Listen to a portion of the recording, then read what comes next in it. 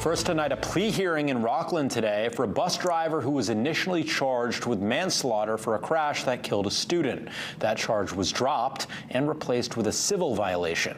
Michaela Hawthorne reports. 65-year-old Jeffrey Colburn was indicted in January and pled not guilty after a 12-year-old student was hit and killed in Rockland last year.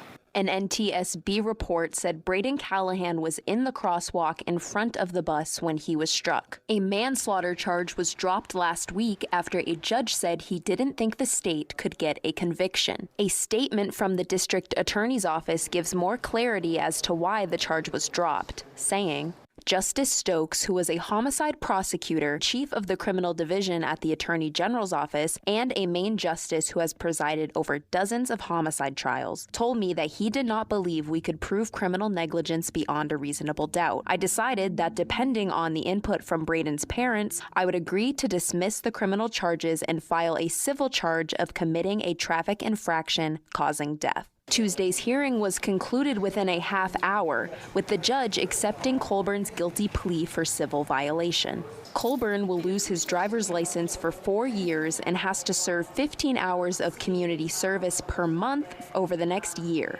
for a total of 180 community service hours. Colburn also received a lifetime ban on his commercial driver's license. Braden's family has filed a $10 million lawsuit against Colburn and RSU 13, alleging failures related to safety and oversight. Steve Smith, the attorney representing Braden's parents, told WABI last week, the district was entrusted with safety of the children it transported. We will continue to pursue all available civil remedies on Braden's parents' behalf and demand answers about RSU 13's hiring and retention practices, driver training, supervision, bus safety procedures, and every institutional decision that may have contributed to this preventable loss. Neither side wanted to comment after the hearing. Michaela Hawthorne, WABI News.